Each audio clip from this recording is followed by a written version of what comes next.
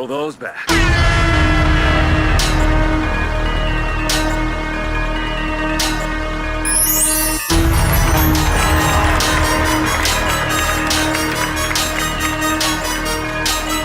What's going on, people? It's your boy Jason Vorhees podcast. We are back from for another episode, rather. Another one, bro. And AKA, right now, I got to tell you, I got the mask on, so it is Hector Vorhees. He's back in the building. Oh, shit. And you know what that means, yo. That means nobody's ready. No, nobody is ready. That means a lot of slow walking and Yup. somehow catching up. That's exactly what that means right there. That sounds like a country album. You know what I mean? 2 steps behind, 10 forward. 10 foot. You know what I mean? Baby, lock them doors. Yo. And I am joined by the none other. And he's going to introduce himself. Here he is. Yeah, I am going to introduce myself. Not Jason Vorhees. Or rather, Hector Vorhees. Hector Vorhees. Fuck. Get it right. Get it tight. It is your boy, Alex Cono himself, the motherfucking DEA agent. And that stands for a couple of things. Anyways, also known as simply your boy, Juan. It's my law firm, bro. What's up, everybody? What's poppin', people? How's everybody doing out there today? I hope everybody is doing motherfucking fantastic. As Hector Vorhees said, through the mask, for those on audio, once Hector Vorhees' name is mentioned, you guys just have to assume that the mask is on. Check the YouTube video for that. We do this on YouTube as well. Don't let that slip. Don't let that slide, because if you do, you're going to get punched. I'm going to walk. He's going to walk. He's going to walk.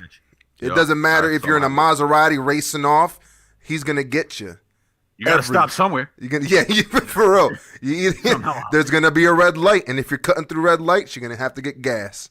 Yep. It's going to be then that Hector Vorhees pops up. Chitty, chitty, bang, bang. Chitty, chitty, piñatas and machetes and shit.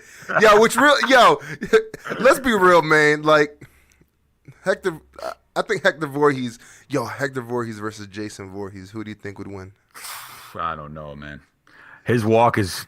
It may be better than mine. That's what I can tell you, because he'd be dragging motherfuckers in sleeping bags and somehow just launching them and shit. I don't know, man. I'm a pretty strong Voorhees, but me and Jason always had we didn't see eye to eye on said throw of the sleeping bag, and I don't like killing people when people are fucking, and he loves doing it. So I think he's ruthless, bro. I think he might win. He might take the win. Who knows? Maybe if there's a day that you can reach the constant speed of walking that he has, he'll never catch up to you. He'll always be that. I gotta go back to Crystal Lake and drown myself. Nice, to get that power. Yo, bro, hold me down. Nah, man, I'm trying to be a Voorhees right now. Don't worry. I got you in the afterlife. I got you. But man, please help. Just hold me down harder. All right? Yo, if you see me flailing, that means you're doing a good job. Yeah, that means you are doing your shit right there. Fucking Jason Vorhees. You know what? Because obviously today's episode is we're gonna speak about what makes a movie badass. What makes for us, what makes a story badass. Either it's the story in a movie, or who knows, just a story in general. But what makes that shit badass to us? Because I know that our Hector Vorhees here definitely does watch his movies. He be killing the game when it comes to watching these movies, really liking what he likes. I watch a few set of movies, but we do it on the Juan scale of things, which is always like 2 years after it's released, or at least a year after it's released. That's when I go in and then I watch the movie and all that. But I also do read a lot of books. So just the idea of tales that are told and what makes them fucking badass. And dude, Jason Vorhees, now that we're kind of like, let's feeding off of that energy, which is probably the wrong type of energy to feed off of, because, serial killer, psychopath, serious business. That was we got to think about it. That was interesting lore for a person to resurrect from. Like the story of Jason Vorhees and how he came to be. Obviously, it spawned a bunch of fucking stank ass movies after, but the first few kept it real though. You feel me? Yeah, they did. Hell yeah, they did.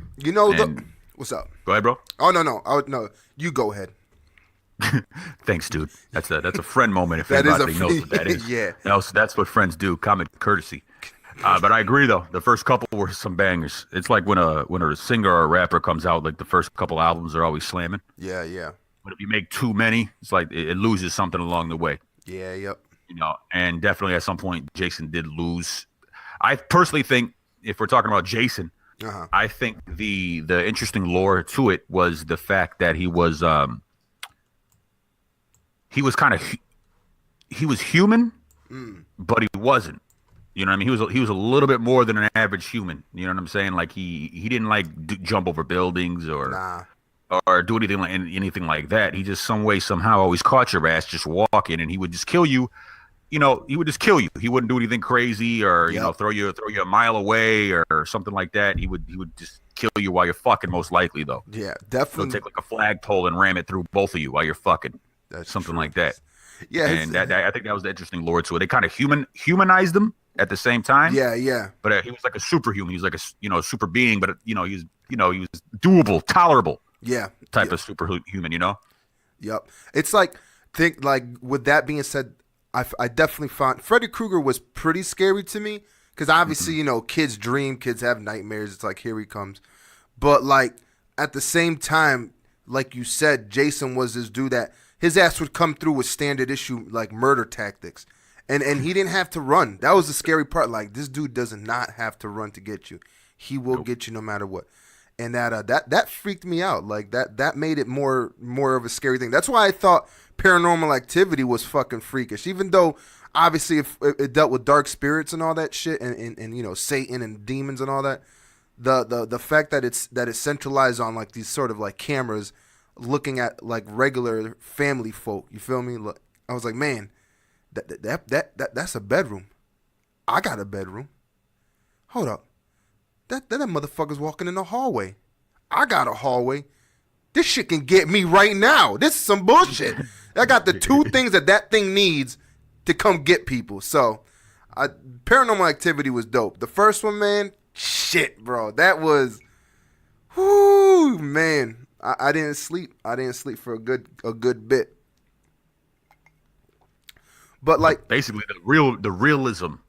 It's the realism, man, of the movie. Like that, it's an average family, couple of white girls, scary shit popping off. Like Simsbury, Connecticut. Yo, bro, they look like Simsbury, Suffield, Avon, couple of white average everyday white people, and the next thing you know, like they have some type of crazy backstory to them, and yada yada yada, and crazy shit happens in the house, but it can relate because sometimes you be feeling that way, especially if you live in like a bigger house. We could, we both lived in pretty large houses at some point in our life. Definitely in a place like that.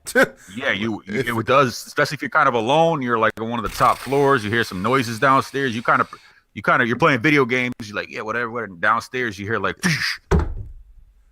you're like, Ma, hey. Don't fuck around in here. I'll freaking kick your ass. Yeah. I just got done playing Tekken. I know a move.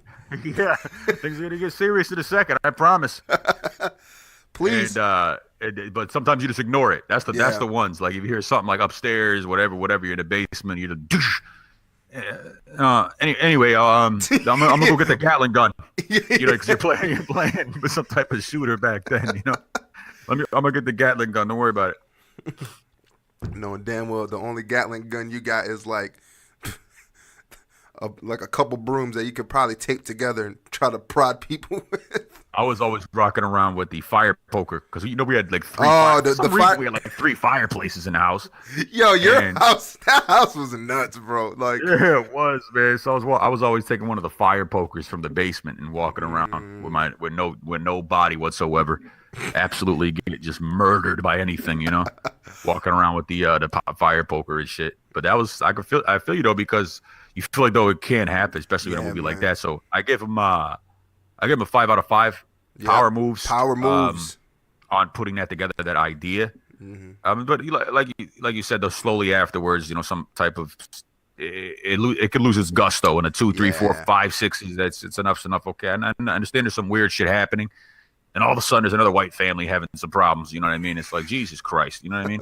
Yep. Only type of paranormal activity goes on in those type of households is the credit score dropped a few points. Mm-hmm. You know what I mean? That's what it really should have been. Like, that's what it should have been called. Like they hear a noise upstairs, and then they get like a notification on their phone from like Experian. Yo, your shit dropped. You're what? You're about to hit 650. How can this be? No, Karen, honey. I want a divorce if this doesn't get back up. And Karen shows up and she's like, sorry, I have already divorced you. Like, no, I'm not. Hans Zimmer music. Yeah. What the fuck? What Hans Zimmer are you listening to? I don't know. No, Hans Zimmer go through with the heavy like gusto bass. But but you did bring up another dope point too, though, is the fact the real, like, and I think that carries through on some like across the board when a badass movie is a badass movie. Like, I was thinking earlier today about No Country for Old Men and how Javier Bardem's character, and these are dude. I've never to be like he has to be one of the most scariest real characters, like portraying a character that is real, like a dude, like nothing super cybernetic, crazy, no mutant powers, no weird backstory that he got dipped in some fucking neutron juice and apparently now he's coming after people. No, this is just a guy who's crazy levels of sociopath, probably autistic because his ass like finds a very direct, accurate, and like keen way of doing things that only people who I believe are autistic have. That like an autistic person, they will fucking shine in the thing that they shine in, like brighter than any of us. That's what he's shining. But the unfortunate thing was that shit was like murderous, like calculated. Like I remember the scene with Woody Harrelson's character and Javier Bardem, and like just that knowledge, like he knew, like he was like, there's no negotiating out of this. I'm really just negotiating because me as the person am a negotiator. I try to talk my way out of this by default, but I know how this is gonna end. Just do it. And dude, fucking scary fucking guy. At the end, and then on top of that, fucking guy survives. Mm-hmm. That's some scary shit. Like his character with that fucking stank ass haircut, still out there. Yeah, you got the bowl cut murderers on the loose still. The bowl cut Bandolero. Yeah, tearing it up, yo. He looks like a Spanish Dave Contour. Shout out to him. And basically, the Spanish Dave Contour. Shout out to Dave Contour. Yo, go do something, big bro. One on that one. I feel you though. That was short. There was nothing crazy going on in the movie. There was nothing like magical. There was no superheroes, tights, Marvel character type of movements. It was like type of shit. If a person was sadistic enough, he possibly could pull some shit off like that. You know what I mean? Take the emotional factor out of your brain and be a fucking weirdo for a couple of days. Then you possibly could pull some shit off like that. You know what I mean? If you're just smart with it, you could possibly do it for sure. Definitely. Absolutely. Because as people, we're not really used to somebody being brutal. You feel me? No. Like with no regard whatsoever. You know what I mean? So like when we see it, people kind of hesitate. Like what? They're processing. Like, wait a minute, this dude didn't try to talk to me first, or he just went up to that person and shot him in the face. Yep. You know what I mean? We're not used to seeing stuff like that. So he did that shit really, really good to the point where I don't know how this dude's even having like a relationship because the girl, like or the woman or whatever, it'd be like, this dude acts so good. Like who's the real person? You feel me? He might be acting with me, you know? That nice guy shit he's doing outside of the camera might be some fake shit.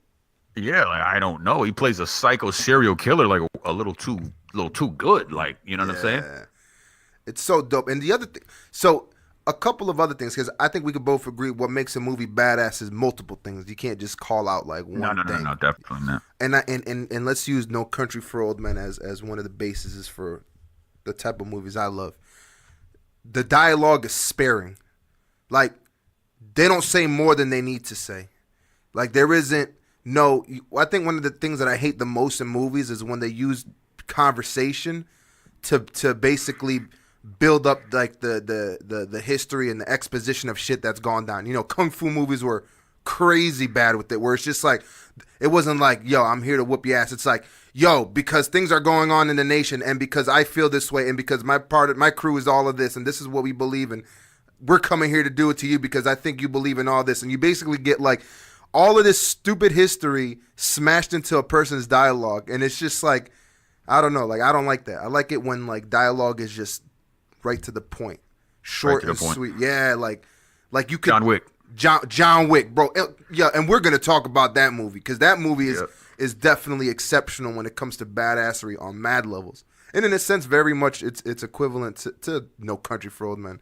Yep. Sparing motherfucking dialogue. Everything is told through like the visuals, and mind you, the Coen brothers in that movie did some fucking phenomenal shots. You know what I mean? I don't know who the DP was for it that helped them along with that stuff, but like, it's like these expansive, beautiful, like establishing shots, these crazy angles. Like, I don't know, man. It was just good. Like when the dude walks up to the hotel where Josh Brolin's character is in, and like he could tell like the dude has entered into the hotel because he's trying to call the front desk, but the front desk ain't answering, and he's already on alert.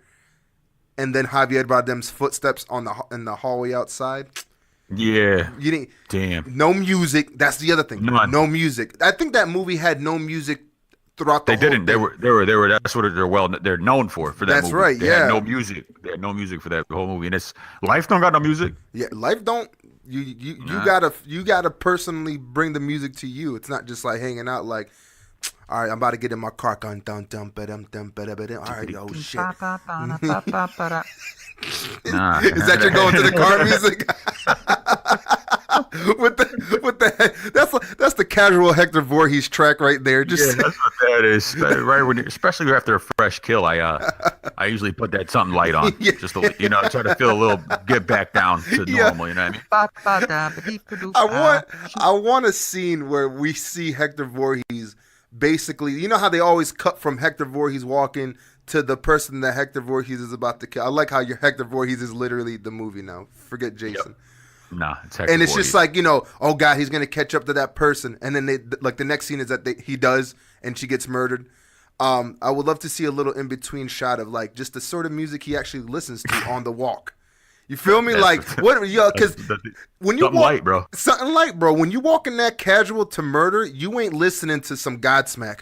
You know what I mean? You're not getting down on some like fucking Megadeth. You're probably, it's a chill walk, or maybe it is because it's regular shit. So it's not like I need to get pumped up. Like I am the motivation. Yep. You feel me? Like I'm already going there. It's gonna happen. It's like breathing. I am the motivation. I am the motivation. Yo, ladies and gentlemen, for people who take Adderall to stay concentrated, just take a page out of Hector Vorhees' book. Just take a walk, man. You're gonna get. I am focused. I am focused. You know what I mean? I'm gonna get where I need to go, and I'm gonna get that person and murder them right there. Right there. And they have no choice, so there's no reason to stress out about it. They can't run. They can't get you, so it don't matter. You know. And he's the type of dude. It's like if you're the type of person, it's like, well, what about this? How? I don't have a knife on me. I don't really have anything on me to kill somebody with. Take a page from Hector Vorhees' book. Once you arrive to the location, you see your target, glance around. Some stick. You'll find something. You're going to find something. You got rocks. I mean, I'm waiting for the time for somebody to choke somebody out with some fallen leaves. Just like shove it in their mouth, like that's all I got, bro. Hard. Just mad like that. And then, choke them out. That's and then, next scene. That's it, man. Hector Vorhees, a message for the people. Hell yeah. Yo, so Papa John's. Hit me with a movie that you felt was like real and like bada bing, bada boom. Like straight up to a real movie, like a real deal movie, or just a movie I'm feeling? A movie you're feeling. Yeah, a movie you're feeling. Yeah, we could do that. I feel like it'd be one and the same. Well, because you know how I am when it comes to that. Like a lot of movies, kind of at least as of lately, been kind of pissing me off because there's a little way too much emotion popping off. And I understand you got to do that to connect with the audience, especially if you want to like spread to a vast audience. Sure. It can't be just go balls to the wall the entire time. There has to be some type of story. There has to be some type of dialogue. And most of the time, people can't handle like straight up brutal characters. Yeah. You feel me? Like they can't handle a John Wick without the story of his wife is dead. You know what I mean? Or, died of something. So they kind of feel bad for him and kind of relate to him. Yeah. And understand why he's the way he is. If he was just a guy that woke up in the morning and listening to the ba ba ba da ba ba and just said, I'm gonna put a suit on and go kill everybody just kill. Yep. They're gonna be like, what the fuck? This guy's a psychopath, Yep. So I understand that, but that was probably, as of recent history, as far as real movies go, that was probably the most realist, like, dialogue and story or character I liked was probably Keanu Reeves as John Wick. I would say, because it was just direct. He was like the Punisher, but in a suit. And he even has less dialogue than the Punisher. You know what I mean? That is true. So after watching episode 1, you watched it. You watched an episode. I watched an episode of Punisher. Yeah. Yeah, and there's tons of emotion. He should be called the emotional Punisher. Definitely. Yeah, it's pretty true. Definitely. Like his punishing is fueled by emotion. Yeah.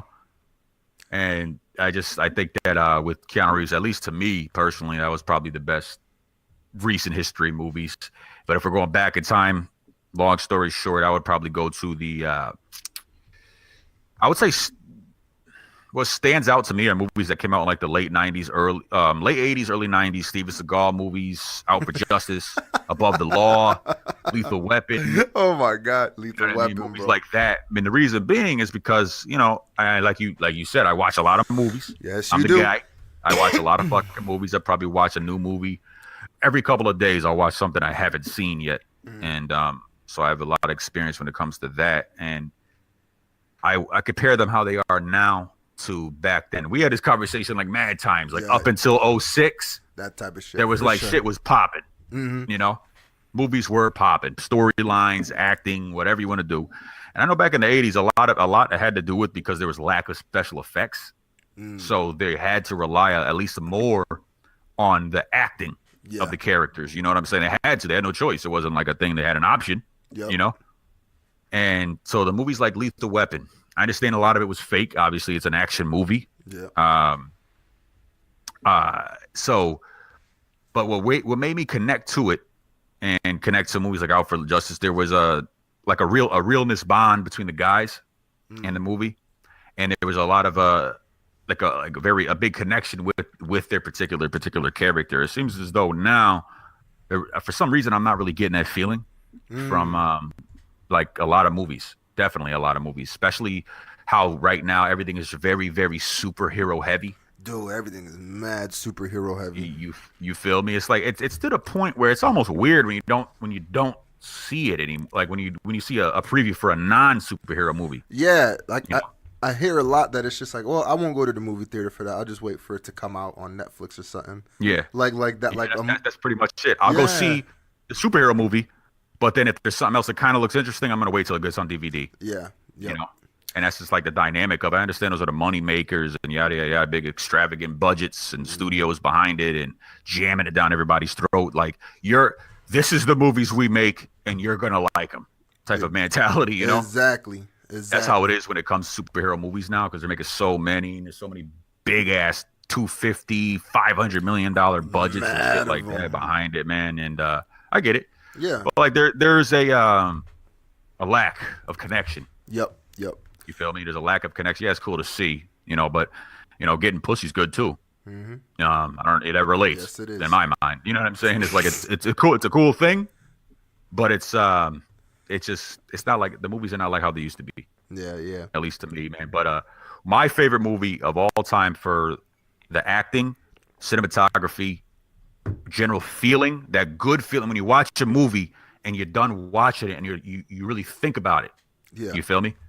It stays with you to the point where every movie like it or similar, you kind of compare it to it. You know what I mean? You're like, that ain't like Star Wars 1, no. Yeah, that type of shit though. Yeah. Type of mentality. That shit ain't like the first X-Men. The first X-Men shit.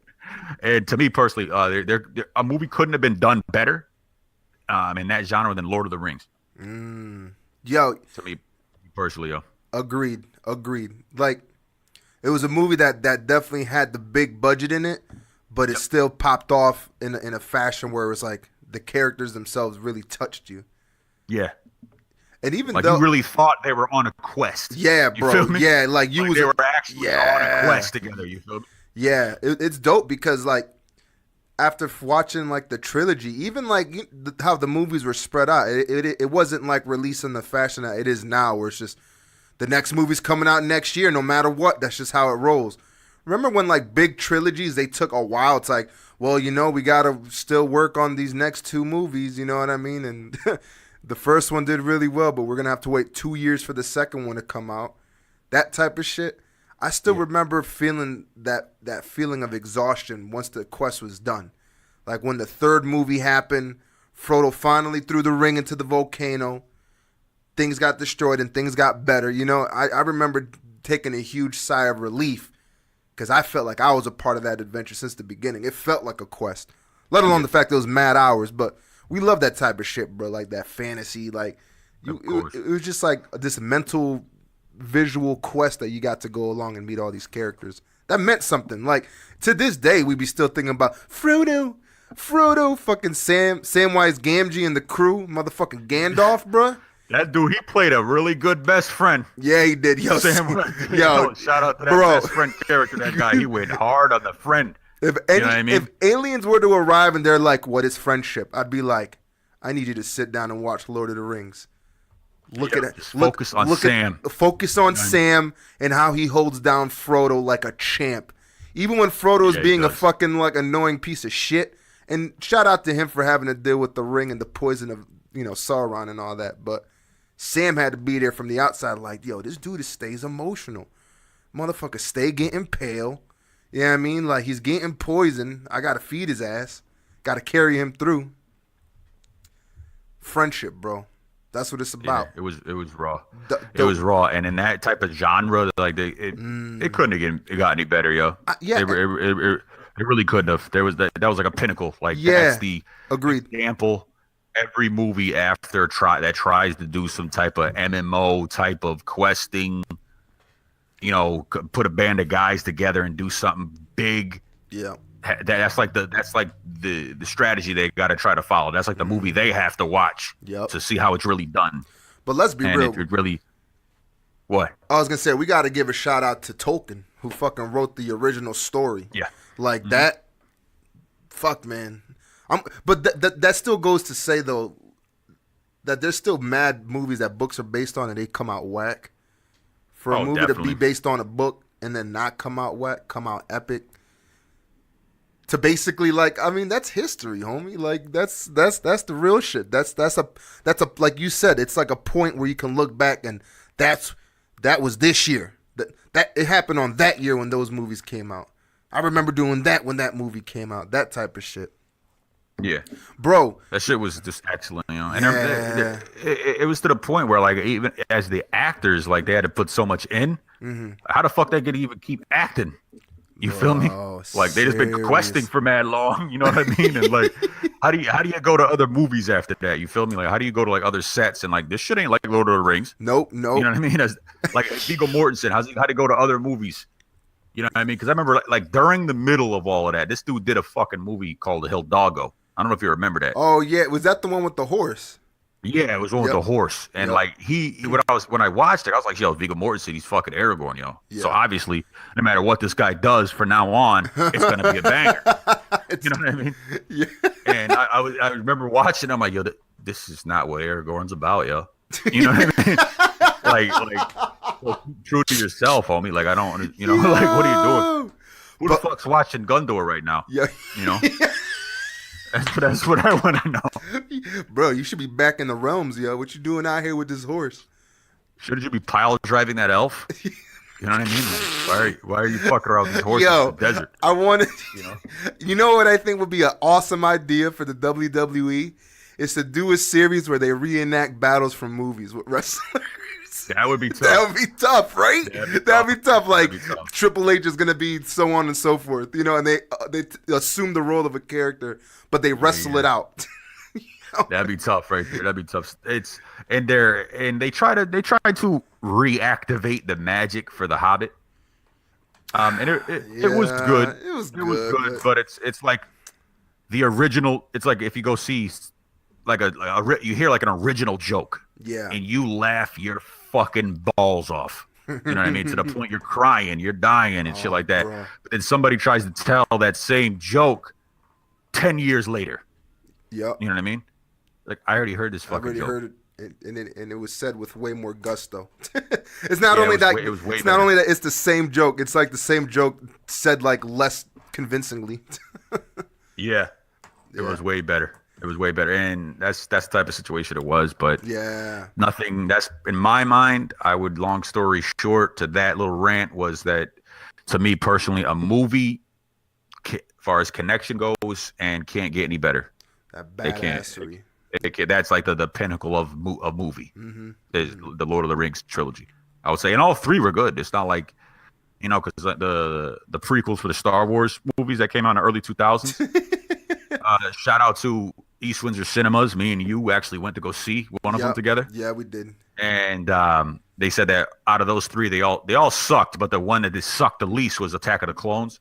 Was that the third one or the second one? I think that was the second one. That was actually the second one. Attack of the Clones. Yep. The third one was when he was mad, emotional, and he got fucked up and turned to Darth Vader. Darth Vader. Yeah. That's the long story short on that. That was a review. Yeah. For that third that's your official review right there. Put that on your website. Yep. You make oceans, lightsabers, cut in half. Movies over. Bada bing, bada boom. The other type of movies that I really love, and I know you'll feel me, is those movies where it's not like, if a movie could carry itself intensely and not have action in it, that's a dope movie. Like, shout out to, and movies that I'm bringing up are going to be like Donnie Brasco. Hell yeah. Dude, Donnie Brasco was a fucking tough movie. Bro, who you keep looking at over your shoulder, bro? No, Hector Vorhees is always on the lookout. Hector Vorhees is on. People who are listening to the podcast, Hector Vorhees right now keeps looking left and keeps looking right, like somebody's gonna It's like, do you feel like Jason Vorhees is coming for his pot? Like, is he like, yo, this possibility? It's realistically 100% transparency as bros. Right now, I close my blinds, and half of them are open, and somebody was parked with their headlights looking in, staring at me. So, like, they seen me with the mask on. They must have stopped and was like, what the fuck is this guy doing in there, That's why I kept looking. The headlights were on me for like 10 minutes. So it's not like, hey, they were just happening to just stop real quick. Like, they saw me and stopped and kept looking, Well, hey, man. Hey, that's life, right? If I saw Hector Vorhees in a room, I'd be like, yo. Is that Hector Vorhees? Let's let this one pan out real quick. What's going to go down? Hey, man, fortune favors the bold. That's all I can say. Nice, bro. That's some real fucking talk. But man. That's that Lethal Weapon talk right there. Yeah, man, I feel you, though. Donnie Brasco was a solid movie. Crazy acting, good cast as well, man. Just based on a true story. Yeah, bro. A nuts true story on top of that. Very nuts true story, man. 6 years undercover. 6 years. And how the fuck? I think that was my favorite part, is that they really did a dope job of showing like his connection to these crime bosses, and like that and you could tell that he was teetering on the edge of not like on the other side for a little while. Like, man, fuck my goddamn government bros. They're not even bros. They're not even giving me that money the way I'm getting money from these cats. And to be real with you, if you think about it, like, let's put the money to the side. Let's take that fucking out of the equation. And I know this is something that you would definitely appreciate since we're talking friends. I'm pretty sure Al Pacino's character, even though he kept fucking asking for like money and there was a bit of like stinkness to it all of them cats showed loyalty. With the exception of what is fucking something there's Black and Red. What was that guy? The two characters' names? Sonny Black, Sonny Black and Sonny Red. And Sonny Red. You know how one of them had a vendetta. But it seemed more like the close cats that Johnny Depp's character, Donnie Brasco, got close to. Like they were ready to show like loyalty. And some people would be like, it might be artificial loyalty because you know how gangsters are. They're going to fucking stab you in the back. Nah, man. I think like if you guys are like rolling that close together in a business that's that crazy, you know what I mean? Sure, you got the greedy folks that'll pop off. But then you got like the super loyal folks. And I'm pretty sure there was a moment in time where he was like, yo, I don't even have a police partner who would hold me down the way these cats are holding me down. Like these people, if I needed backup for something, they're going to come and back me up. If I fucking called into the radio, like I need backup on 5th and 4th, you know, like how long is it going to take? And that's not even friendship showing up. That's their job. Well, you know, I caught the call. I'm not going to not take the call because, you know, the chief of police is going to be up my ass if I don't answer this call. You know what I mean? Like, yeah. I'm pretty sure like he was dealing with that duality of money and friendship. Like, hell yeah. That's a tough thing to get away from, bro. It's hard, man. And he did. It's hard. And he did. He did. And that movie did a dope job of it. You know what? Gangster movies of this times, man. There really isn't any popping. Any like recently, there's no gangster movies coming out. Like, well, they got that movie Gotti coming out with John Travolta playing John Gotti. I don't know how good that's gonna be. I don't know, man. I don't know about that there. We've touched on John. Like, dude, after the fucking Sopranos, what are you gonna fucking do? What are you gonna do with your little core and your little legs? Yeah, that's what that was. I mean? Like the Sopranos, fucking A, bro. That was a mad. I was the closest thing to a masterpiece is gonna get. There was some situations in it because I've watched the series so many fucking times. I still do to this day because you know that's my shit to make you feel shit. I'll put it on like when I'm getting ready to go somewhere or something like that. Yeah. And I just watched it so many times. Of course, there's some unrealistic shit.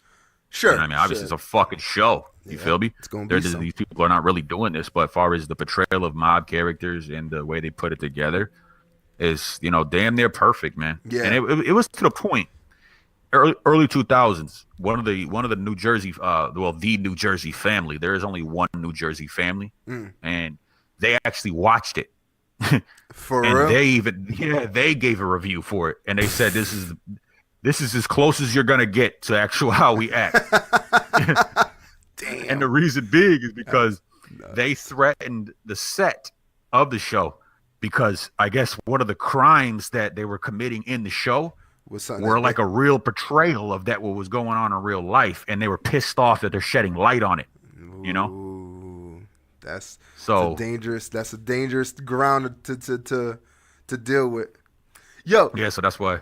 A quick side note. This is funny talking about when real life, when theatrics skirts with real life. Did you ever hear the story about when the original? I don't know if this is bullshit, but this is from like the main French Ubisoft owner. Apparently, when they started making Assassin's Creed and the game, like back part 1 and the Hashashin and all that, apparently, allegedly, we're going to use that word out here, there was like 3 of them that showed up to Ubisoft headquarters to speak with them about it. And he was just like, if it wasn't for the fact that you could tell in a person's eyes when like they're fucking that level of serious with something, he was just like, me and the team were about to shit our pants is basically what that. Find that article. It's an amazing article because they really allege that actual assassins who follow that code visited the Ubisoft headquarters. I gotta check that out. Check that one out. I'm joining. And the thing is that it was a small journalistic article. It wasn't like on the cover of Game Informer like Assassin's Creed keeping it real. They had actual assassins show up. So get this game, microtransactions, yo, fucking loot crates. Let's go, assassins coming at you if you don't. No, it was just like a small journal, like a what did they call them when? I forget. A gazette? I don't know. No, not so much that. It's almost like not so much a vlog. It was just like talking like a journal from the Ubisoft owner who had spoken on it. But I'm telling you, man, when things keep it real, things keep it real. And that's some shit. That's it.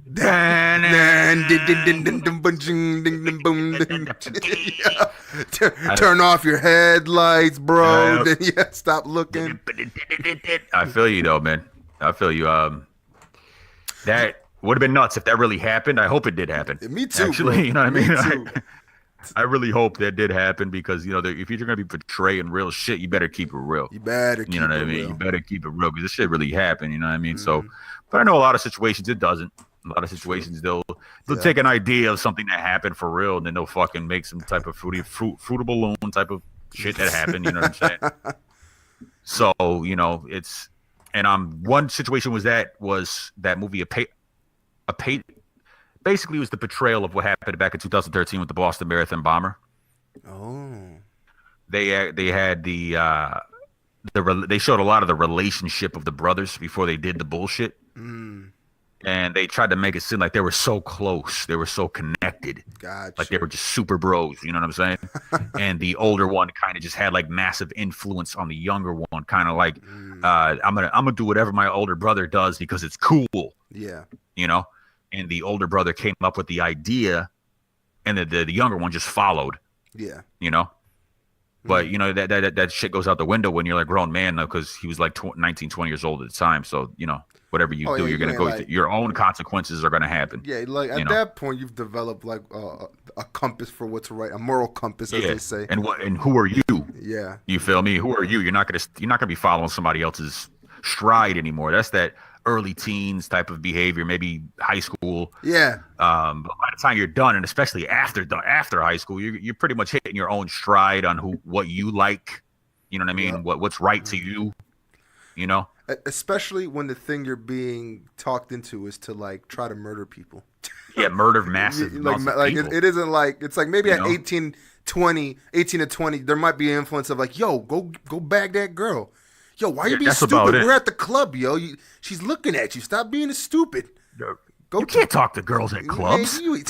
Man, I don't know about that. You think she's gonna talk? I don't know what she's gonna do. That's why you should go over there and do it. You dumb. That we understand is influential, but not there's a whole race of people, or not. It wasn't. I guess it was religion based, right? Because weren't they? Yeah, the Boston bombing. It was a terrorist. Yeah, it was considered a terrorist act because prior to that they were looking up like terrorist jihadist type of videos. Were they training? Were they also Muslim or were they not? Yeah, they were the white Muslims. They were from. Not to say that Muslims are.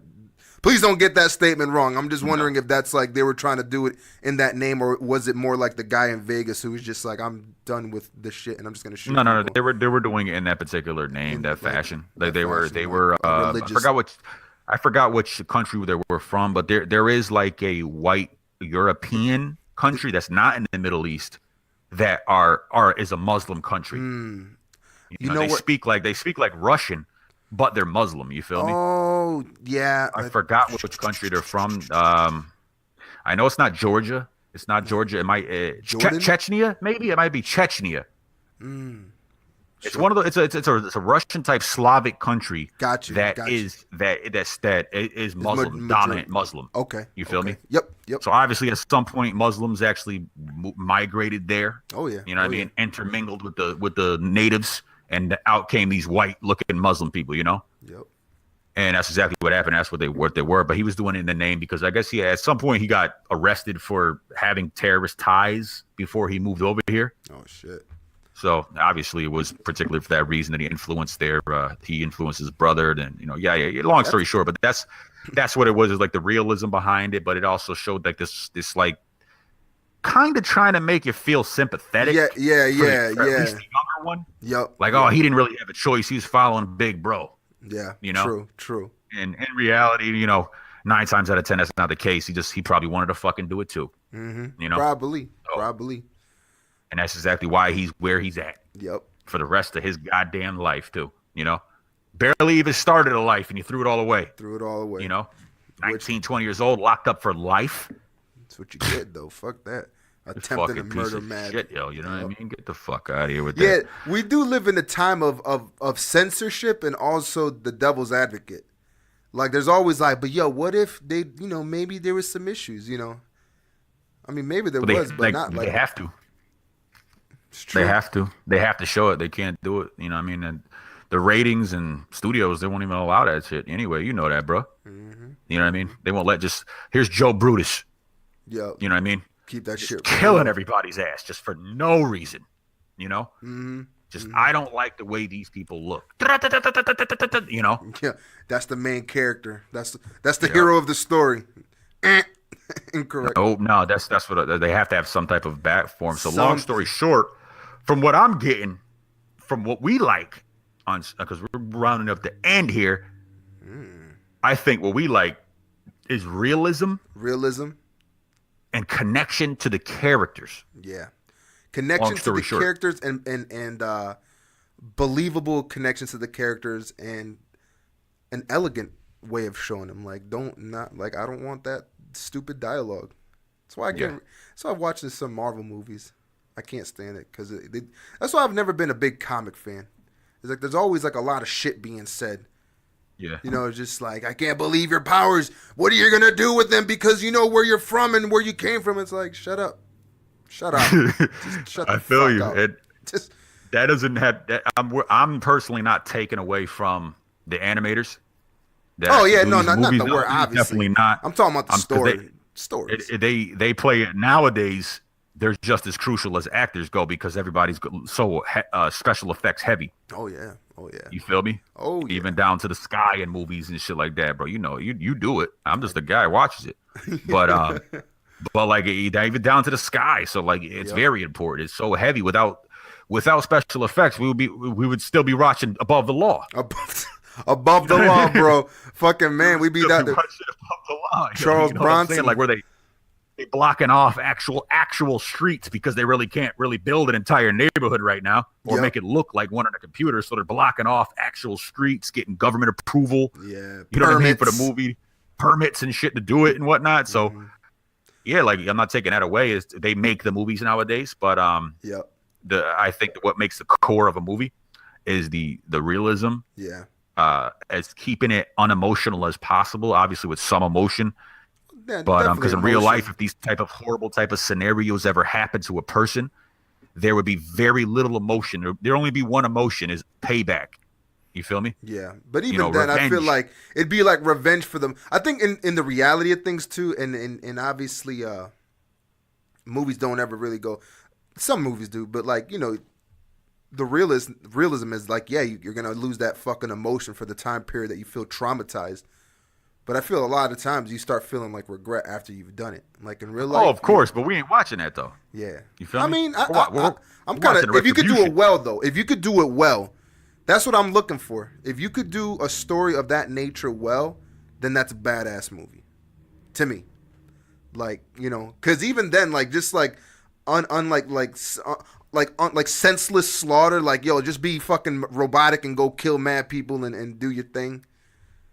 I don't know if it's not done well. Like John Wick did it, fucking awesome.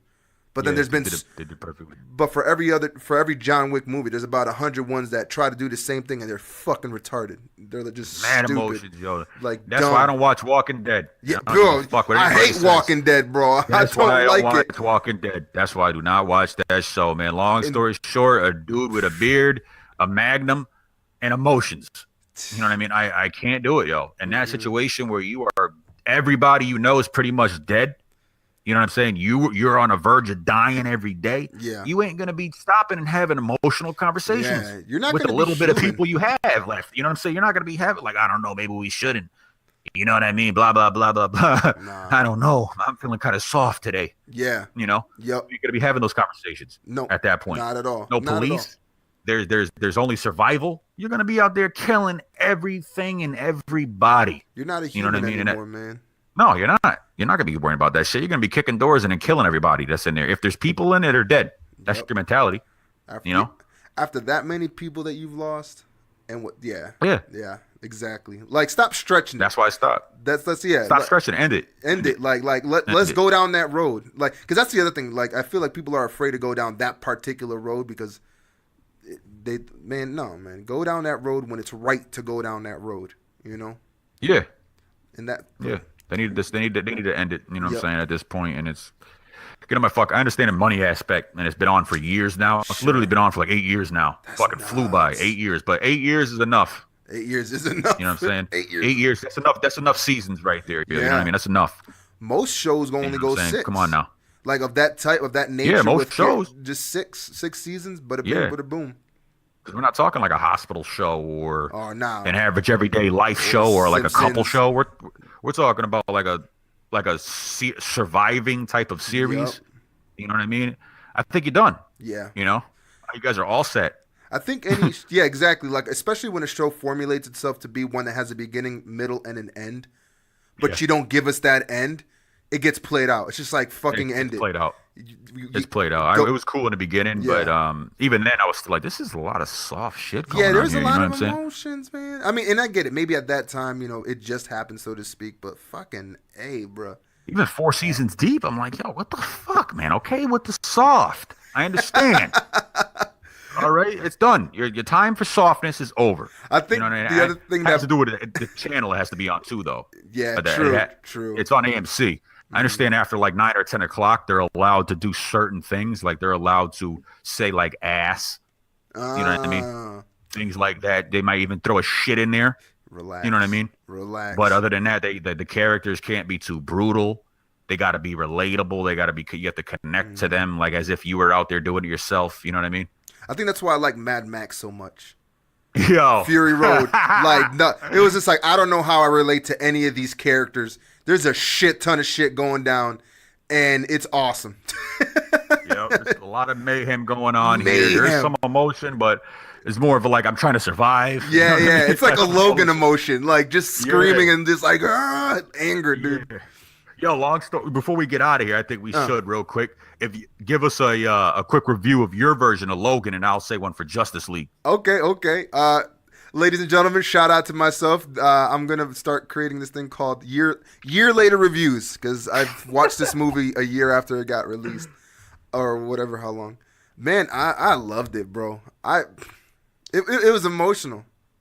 It was emotional. It was dope. It goes right back to what I was saying. Dialogue was nothing like crazy. Like they weren't trying to do too much exposition through dialogue. Like the albino dude. I love the fact that Logan just goes to that factory and they're there and there's a thing going on. Xavier's not well. The albino's dude is kind of like, listen, man, we really got to talk about your shit and his shit, and I don't know how we're gonna survive. And then they had like the whole the crew, that science lab creating mutants, and it was like, I don't know, like it was really dope. Let alone the fact that they did Wolverine right with that rated R, bro. That shit was brutal, bro. But it was like it was like, that's Wolverine, though. Like that's Wolverine. That should have been Wolverine from the gate. Yo, the way he acted. Of course, we had to get it at the end, right? We had to get it at the end, unfortunately. But it was a good send off. Like it was funny because like you could just tell it like straight up. It's like everyone is at their end. Like Xavier, he's at his end. Like this is the coming of a new generation. Which I love the fact that they incorporated with those kids. Some of them are X Factor characters from the Marvel comics. So I like how, because I didn't read X Factor as much, but I do know that it's a thing. I don't know if they were also created in the same fashion that Logan showed them, but if they weren't, they should be, because that's cool, man. Like I like that whole movie, man. It's so well paced. That's another thing that has to be dope for a movie. Pacing. Like, if you don't have a good pace, if it's just like we hurry up to one thing and then we fucking elongate something, kind of goes back to stretching something too long or cutting things too short where it doesn't make sense. It's like, why do I even care about that character? Like, you have to still do a dope job of making me give a fuck about the character. And Logan did that. It's like, I mean, let alone the fact that Logan, it's Wolverine, and they incorporated so much. So there's like, for people who had watched Logan or Wolverine through the movies, who read about Wolverine and getting up to this point with Logan, they did the best job that they could. They did the best job that you could to portray his character in that circumstance at that point in his life. It's such a dope movie. So my review is for people like me who also don't see movies until they're like a year later, 5 out of 5. Go watch it. Yep. Word. Yeah, that movie was fucking dope, man. So dope. It was dope. So dope. So dope. Made you connect with Wolverine. Yeah. And immediately, bro. You know what I'm saying? And for me personally, we pretty much grew up watching this motherfucker, you know what I mean? Because he's been Wolverine so long. Mad long. You know what I mean? Mad long. Mad long. I remember watching Wolverine back in the early 2000s when I was living up in Connecticut. That's nuts. Watching it on tape. Yo, VHS. Watching it on tape. It was still on VHS, and watching it on tape, being like 13, 14 years old and shit when he first showed his face. And to now watching Logan, I felt like, damn, man, I'm like sad for the dude. Yeah, you know what I mean? I was, dude. Like, damn. Agreed. I was sad. Like, it hurt. What's good though about the end for him? He killed himself. Yeah, he did. That was a good send off. That was definitely and I think you're talking about the other, like the clone. The clone. Yeah, like the clone of himself. That was him. The metaphorical. Yeah. That was him. Early 2000s. God damn it! I could go on. Fucking A. Kurt killed himself. He like that was how Wolverine was before he got sick. That's how he was. You know what I mean? And if you take away the because he was a pretty emotional dude too. And if you take away the emotions, he would have been like that laser aggression. You know what I mean? Like, I'm gonna kill everybody because I can. Nobody can kill me. Yep. You know what I mean? Carnage. Unless you're fucking Magneto and rip my fucking body out. You know what I mean? But true. Other than that, nobody else could kill me. So I'm gonna go ahead and be a fucking Terminator and just kill. And that's what he was. You know? It was dope. Fuck, man. It was dope. That's sad another thing, man. I love a movie that can throw in a hardcore metaphor like that, but then do it dopely. Like yes, that is him slaughtering, which it's literally, I guess for people who haven't seen it yet, I'll give you a little surprise in the movie rather. But you know how it goes, how it ends up going down it's awesome. That it's the end of that era. It's the end of that attitude. Yeah. Now we're rebuilding for something more. We're rebuilding for something more tender. We are, and he did an interview shortly afterwards, and they're gonna be obviously keep making some X-Men. It's a money machine. Yeah. Making an X-Men movie. So, and Wolverine is there every step of the way, and he has like multiple lives, this motherfucker. But Hugh Jackman said that he's gonna have personal involvement in picking the next one. That's dope. They're going to be picking up another Wolverine at some point. So, got to pass the torch at some point because Wolverine, the dude, Hugh Jackman is obviously in shape, but the dude is about 50 years old now. Yep. And he can't play Wolverine forever, unfortunately. You know what I mean? Yeah. I wish he could, bro, because he killed it. He killed it. Bro. I really do. He fucking killed it, man. I really wish we would have seen him in that yellow suit at least once. You know what I mean? At least one time, yo. At least once. Fuck, dude. And we didn't, but hey, end of an era, man. End of it. Everything has, it has a morning and a night, yo. That's true. You know what I mean? That's true. Unfortunately, it is what it is. So one thing can't go on forever. But Justice League. Before we get out of here, bro, I seen Justice League. Yeah, man. Last night, I just seen Justice League. That's the new hotness right now. The most current superhero movie that came out is Justice League, following Thor. And I gotta say, man, I liked it. I don't know, it's got some mixed reviews. It's got some mixed. Some people do, some people don't. I don't know why people don't, but maybe because they're used to that cookie cutter soft bullshit from Marvel. You feel me? They might. It had some jokes, but it wasn't. I could honestly probably count 3 jokes. Really?